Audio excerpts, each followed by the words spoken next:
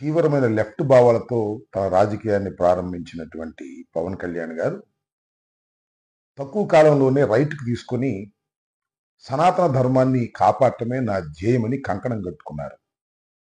ఇది రాజకీయంగా పతనమా లేక రాజకీయంగా ఉన్నత శిఖరాలను చేరినట్ల అనేది వారే ఆలోచించుకోవాల్సినటువంటి అంశం. తొలిగా సిపిఐ సిపిఎం కమ్యూనిస్టులతో జతగట్టి రాష్ట్రం అంతా పోటీ చేసి ఒక్క సీటు కూడా గెలుచుకోలేక చివరికి తాను పోటీ చేసిన 2 సీట్లలోనూ ఓటమి పాలయ్యారు.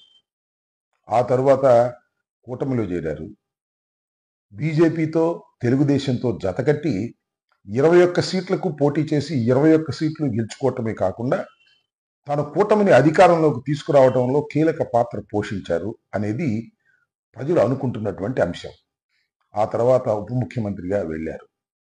ఇది మాత్రం తప్పనిసరిగా లెక్కల ప్రకారం చూస్తే ఎదిగినట్టే లెక్క. అది నిజంగా బలమా లేక ప్రభుత్వ వ్యతిరేకత కూటమి బలంతో వాపుగా మారిందా అనేది కాలమే నిర్ణయించాలి తప్ప ఇవాళ నిర్దిష్టంగా మనం చెప్పలేం. అయితే అసలు విషయం ఏమిటంటే ఒక అనూహ్యమైనటువంటి పరిణామం. నాగబాబు గారు మంత్రివర్గంలో చేరబోతున్నారనేది ఒక దృఢమైన వార్త ఇవాళ వెలుగులోకి వచ్చింది. చంద్రబాబు నాయుడు గారే దాన్ని ప్రకటించారు. ఇక్కడ చాలా కీలకమైన నిర్ణయం ఇది. ఎందుకని కీలక నిర్ణయం అంటున్నానంటే నాగబాబు గారు అనకాపల్లి నుంచి పోటీ చేసి పార్లమెంటుకు వెళ్ళాలని ప్రయత్నం చేశారు. కొన్ని కారణాల వల్ల ఆయన వెళ్ళలేకపోయాడు. ఆ తర్వాత మన రాజ్యసభకి వెళుతారని అందరూ ఆశించారు. పవన్ కళ్యాణ్ గారు కూడా ఆయన రాజ్యసభకు పంపిస్తారని భావించారు. కానీ సతీష్ అనే తెలుగుదేశం వ్యక్తిని పార్లమెంటుకు పంపేందుకు చంద్రబాబు నిర్ణయం తీసుకొని కాంప్రమైజింగ్గా ఈయనకి ఎమ్మెల్సీ ఇచ్చి రాష్ట్రంలో మంత్రివర్గంలోకి తీసుకోవాలని నిర్ణయించినట్టుగా మనకు అర్థమవుతుంది. ఇది ఏ విధమైనటువంటి నిర్ణయం?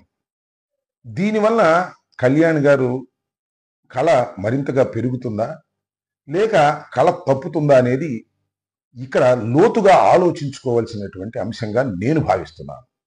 ఎందుకంటే ఈ రాష్ట్రంలో చాలామంది పవన్ కళ్యాణ్ గారి మీద ఆశ పెట్టుకున్నారు.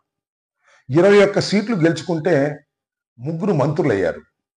ఇంకా బీసీలు ఉన్నారు, ఇంకా ఇతర సామాజిక వర్గాలు ఉన్నారు. నాకు ఒకటి గుర్తొస్తుంది.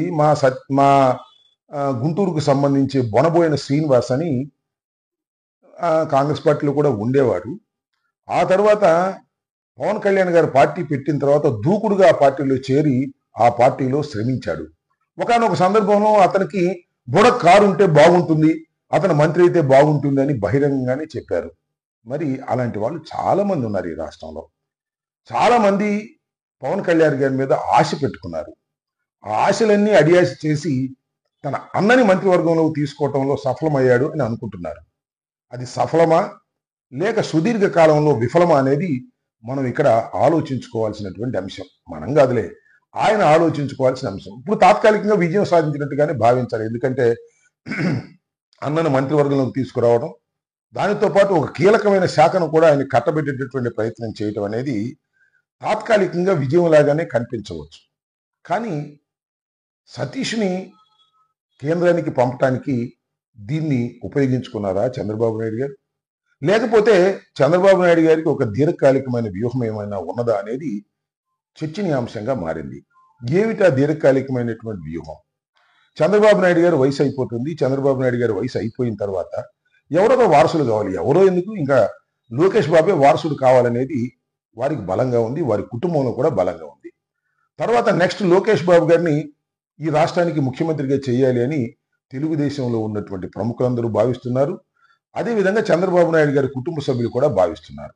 దీనిలో పెద్ద ఆశ్చర్యం ఏమీ లేదు. అయితే ఎన్నికలు అయిపోయిన తర్వాత, అంటే ఈ 5 సంవత్సరాలు అయిపోయిన తర్వాత ఆయన్ని ముఖ్యమంత్రిగా చేస్తారా లేకపోతే ఈ టర్మ్లోనే ముఖ్యమంత్రిగా చేస్తారా అనేది చర్చ. చాలా మంది అంటున్నది ఏంటంటే మళ్ళీ 5 సంవత్సరాల తర్వాత ప్రభుత్వాలు వస్తాయో రావో, ఇప్పుడే లోకేష్ బాబు గారిని ముఖ్యమంత్రిగా చేసేస్తే బాగుంటుందనేది చాలా తీవ్రమైనటువంటి ఒత్తిడి చంద్రబాబు నాయుడు గారి మీద ఉన్నది అని అంటున్నారు. కాబట్టి తన ఒత్తిడిని తప్పుకోవడానికి వ్యూహంగా నాగబాబు గారిని తీసుకొచ్చి క్యాబినెట్లో పెట్టి రాబోయే కాలంలో లోకేష్ బాబుని ముఖ్యమంత్రిగా చేయటానికి వేసిన వ్యూహంలో ఇది కూడా ఒక అడుగు అని అనుకోవడానికి ఆస్కారం ఉందని నేను అభిప్రాయపడుతున్నా. ఏది ఏమైనా ఒక విషయం మాత్రం నేను చెప్పదలుచుకున్నా. పవన్ కళ్యాణ్ గారి మీద అనేక మంది ఆశలు పెట్టుకున్నారు. రాష్ట్రంలో కాపు సామాజిక వర్గం ఆశలు పెట్టుకుంది. అదేవిధంగా ఆయన్ని ప్రేమించే వాళ్ళు చాలా మంది ఆశలు పెట్టుకున్నారు. చివరికి తన కుటుంబం వరకే పరిమితం అయిపోయేటటువంటి రాజకీయాలు పవన్ కళ్యాణ్ గారు నడుపుతున్నారు అనేది ఆ శ్రేణులకు నచ్చనిది, ప్రజలకు నచ్చనిది అనేది కూడా నేను ఈ సందర్భంగా చెప్పదలుచుకున్నా. ఏది ఏమైనా ఈ నిర్ణయం వల్ల పవన్ కళ్యాణ్ గారు కళ తప్పుతున్నారని, రోజు రోజుకి పవన్ కళ్యాణ్ గారు తన యొక్క విధి విధానాల పట్ల సక్రమంగా ఉండటం లేదు అనేటువంటి భావన రాష్ట్ర ప్రజల్లో, అదేవిధంగా ఆయన అభిమానుల్లో, జనసేనలో కలిగే అవకాశాలు ఉన్నాయనేది నా అభిప్రాయం. సరేలేదు, అంబటి రాంబాబు గారు జలసితోనో కోపంతోనో విమర్శ చేశారు అనుకునే వాళ్ళకి ఒక నమస్కారం.